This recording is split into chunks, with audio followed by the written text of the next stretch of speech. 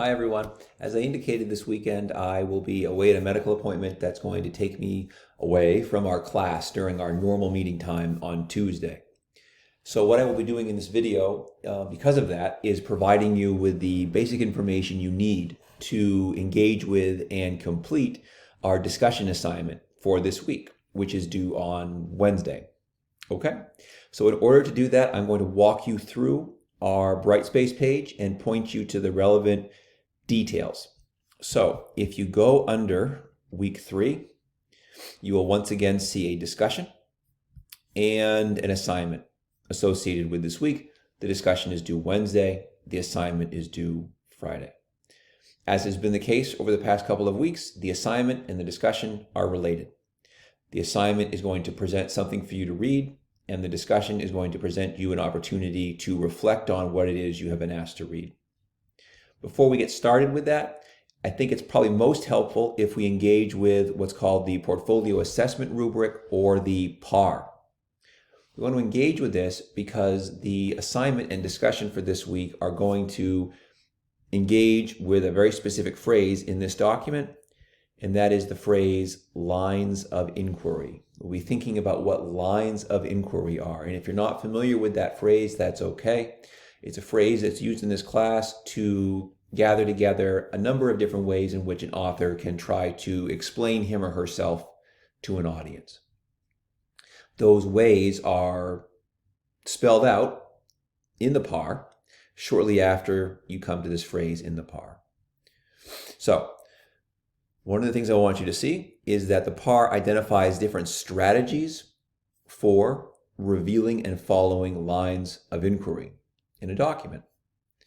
Those strategies include pursuing lines of reasoning, that is, explaining how things relate to each other; substantiating arguments, that is, providing examples in support of your claims; extending examples, that is, providing additional examples to support a claim; providing quotations. This is something you've already started to do with your efforts to document your claims; paraphrasing, when I take some words from an author and put them into my own words; synthesizing, bringing arguments together to explain how they relate to each other; and summarizing, that is, essentially conveying in brief what an argument or a point is expressing. Some of these you're probably familiar with. Others of them you're probably less familiar with. That's okay. The idea here is that we're coming to understand that this phrase, lines of inquiry, is a phrase that's important in our class, and it can be related with all of these terms.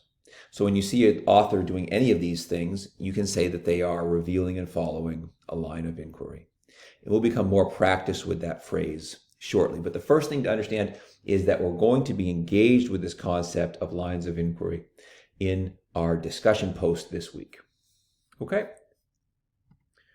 Now I'm going to go back and engage with the language of the assignment that's due Friday, because that language is going to direct us towards our major reading for this week. I'm not going to read and have you go through the whole list of instructions for the assignment right now. What I do want to draw your attention to at the moment, though, is one of the basic things you're going to be asked to do this week is to read and annotate Stacy Pigg's article, Coordinating Constant Invention. And you can get the attached document right there. Okay, that's where it's located. When we read it and annotate it, as is the case with all the documents we engage with in this class, we want to keep some specific things in mind. And I do want to talk about those briefly because you will be reading this document before you start your work in the discussion. So as you are reading and annotating, pay particular attention to how she reveals her line of inquiry. That is, where does she do some of the things I just mentioned that are labeled in the PAR? Okay, where does that happen? Can you annotate for those things when and where they occur? Do you find her summarizing? Do you find her using quotations? Do you find her paraphrasing? Do you find her synthesizing arguments? Do you find her pursuing a line of reasoning? All of those kinds of things. Locate where those things happen in the essay. It's not a quiz, but we want to be able to locate those things because we're going to be talking about those things later on. So if I read through the whole article and annotate it and don't pay any attention to that, I'm going to have to go back and look at the article. And it's a longer article, so that would be a big time commitment on your part if you were not to annotate and review as directed when you engage with the document. So keep that in mind. What strategies do you see her deploying in terms of lines of reasoning? How do they work together to help her make her claims? That's something you want to think about. Let these questions guide your annotations, much as you did with Project Builder A. So the first thing you need to do is to read Pig's article, annotate it with this in mind. That's kind of step one.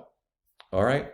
Once you've done that and you have completed that work, you're ready to go back to the discussion and engage with the discussion for this week. And I'll walk you through that here.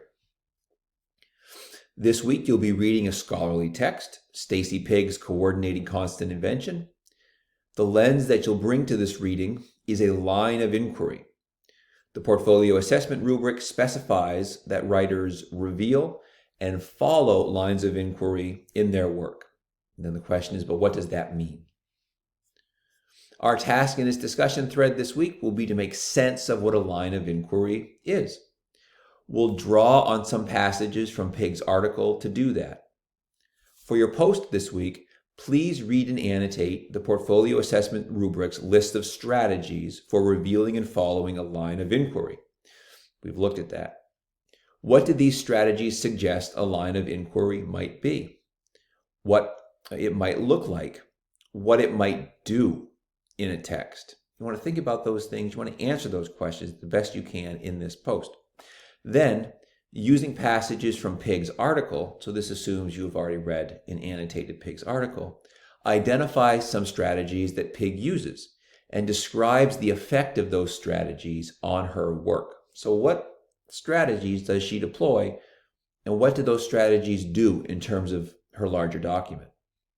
For your response, look through the posts of your colleagues and contribute to at least one of these analyses of Pig's strategies. How might you further develop what your colleagues are seeing in their work? So again, we're both posting in response to the prompt, and then we're going to be posting in response to one of our peers' responses. Okay? When you've done those two things and you've contributed to the discussion, you are all set for Wednesday. When we come together on Thursday, we'll talk about the discussions.